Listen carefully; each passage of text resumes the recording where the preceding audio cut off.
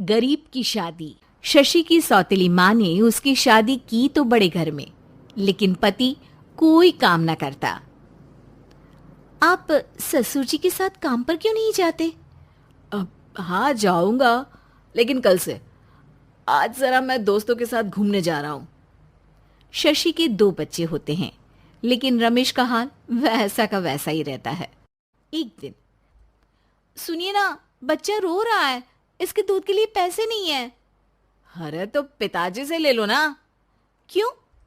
अगर आप में कमाने की क्षमता नहीं थी तो शादी क्यों की? तभी घर आई बड़ी ननद बोल पड़ती है। आहा हा हा, तुम्हारी माँ को साफ साफ कह दिया था कि लड़का ना कमाता है ना कभी कमाएगा। हम चार चार बहनें हैं इसका ख्याल रखने के लिए, और पिताजी का इतना सारा पैसा, तुम्हें किस चीज की कमी रखी है? लेकिन थोड़े ही सालों में तकदीर बदल जाती है। शशि का ससुराल गरीब हो जाता है। सब बिकने के बाद शशि अपने पति, बच्चे और सास के साथ किराए के मकान में आ जाती है। मैं कोई नौकरी करना चाहती हूँ दीदी। अरे इतने बड़े घर की बहू थी शशि, तुम नौकरी करोगी? नहीं नहीं नहीं नहीं। नहीं करूंगी तो घर कैसे चलेगा? बच्चों को भी तो पालना है ना। तभी शशि का भाई आ जाता है। शशि, ये ले राशन का सामान, किसी भी तरह की कोई भी जरूरत हो तो बताना। भाई, अब मैं नौकरी करूंगी। देख बहन, वैसे तो मैं तेरे साथ हूं, लेकिन हाँ, मैं ये भी चाहता हूं कि तू अपने पैरों पर खड़ी हो जा। शशि को एक प्ले स्कूल में छोटे बच्चों को संभालने की नौकरी मिल जाती है। एक दिन, शशि, मेरे स्कूल को अब तुम संभाल लो। मैं कुछ दिनों के लिए अपने बेटे के पास जा रही हूं। लेकिन प्ले स्कूल अकेले मैंने कभी नहीं संभाला है। अब ये सब मैं नहीं जानती। इतने महीनों में तूने जो देखा, बस पूरे आत्मविश्वास के साथ उसे करना। शशि नीलम के जाने के बाद पूरे 1 महीने उसका स्कूल अकेले संभालती है, और फिर एक दिन आता है जब वो अपना खुद का स्कूल भी खोल लेती है। वाह शशि, तुमने आज मेरा सर गर्व से ऊंचा कर दिया। तुम्हारा यही आत्मविश्वास तुम्हें बहुत आगे ले जाएगा। नीलम, बहुत आगे जाने की चाह नहीं है, बस ये छोटा सा स्कूल मेरे बच्चों की अच्छी शिक्षा में मेरी मदद करे, यही मैं चाहती हूँ। शशि थोड़े थोड़े पैसों से ही अपना परिवार पाल रही थी। एक दिन उसके घर उसकी बड़ी ननद आती है।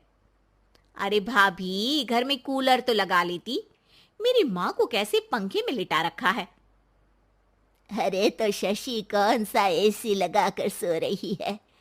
वो भी तो यहीं रहती है ना मेरे पास। ज्यादा यहाँ आकर मेरी बहू को परेशान न किया करो। हाँ हाँ, मुझे भी शौक नहीं है इस छोटे से घर में आने का।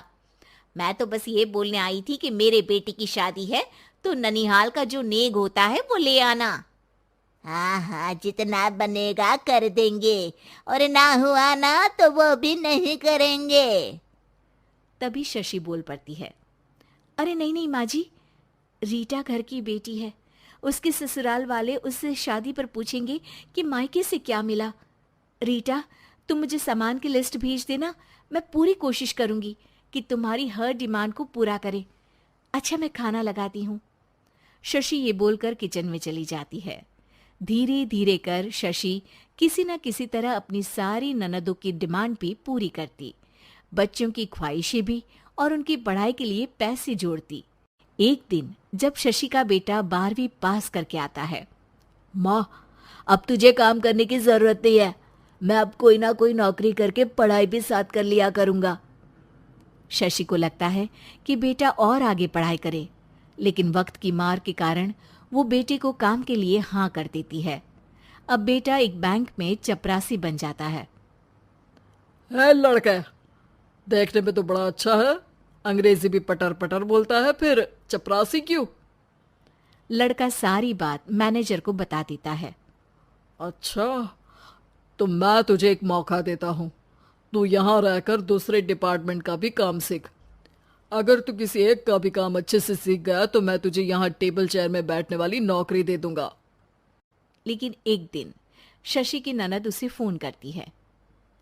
अरे भाभी, देखो मायका तो मेरा तुम लोगों से ही है। मैंने आपके बेटे और मेरे भतीजे प्रदीप के लिए यहाँ एक नौकरी देखी है। पूरे 5,000 मिलेंगे। वैसे करता ही क्या है, चपरासी ही तो है ना। कोई बात नहीं रीटा, मैं उसे इस शहर के बाहर नहीं भेजना चाहती हूँ। बाकी वो शाम को आएगा तो मैं पूछ लेती हूँ। वहीं प्रदीप मैनेजर की बात से खुश हो जाता है और मैनेजर के काम पर ही नजर रखने लगता है। वो उनकी तरह के पेपर पढ़ता, काम करता और आने वाले लोगों की बातें सुनता। एक दिन बैंक में ऑडिट वाले आते हैं। ये गलत है, पूरी बैलेंस शीट नहीं मिल रही है, कहीं ना कहीं गड़बड़ है। ए मैनेजर, क्या करते हो? बैंक के पैसों का हिसाब सही नहीं है। मैनेजर के पसीने छूट जाते हैं। तभी प्रदीप वहां जाता है। अब क्या मैं ये बैलेंस शीट देख सकता हूँ? अरे बेटा मजाक नहीं, जाओ पानी लेकर आओ एक गिलास। प्रदीप मैनेजर को पानी लाकर देता है और फिर ऑडिटर से कहता है, देखिए सर, मैं आपको बता सकता हूँ कि कैसे बैलेंस शीट को आप लोग गलत तरीके से जोड़ रहे हैं। ऐसा बोलकर प्रदीप एक एक कर सारे डाउट क्लियर कर देता है। अरे हाँ, ये तो पॉइंट हमने देखे ही नहीं थे। गुड, कौन है ये बच्चा? तभी मैनेजर बोल पड़ता है, अब हमारे यहाँ अकाउंट में नया आया है। ऑडिटर के जाने के बाद, वाह प्रदीप, आज तो तुमने मेरी नौकरी बचा ली। और आपने भी तो मेरी नई नौकरी लगा दी, अकाउंटेंट की। बस फिर क्या था, प्रदीप ने एक बार जो सफलता की सीढ़ी चढ़ी, बस चढ़ता ही चला जाता है। फिर एक दिन शशि की ननद, अरे भाभी कैसी हो? घर को तो बड़ा ही सुंदर चमका रखा है। अरे बेटी, कैसे आना हुआ? तू तो इस छोटे से घर में आना भी नहीं चाहती थी। कोई खास काम है क्या? अब हाँ, वो माँ, मेरा जो मजला बेटा है ना, वो अकाउंट से पढ़ाई कर रहा है, तो प्रदीप से बोलकर उसकी भी कहीं अच्छी नौकरी लगा दो ना। सास और शशि समझ जाते हैं कि कैसे पैसे आते ही लोगों के बात करने के तरीके से लेकर रिश्ते निभाने तक में बदलाव आ जाता है।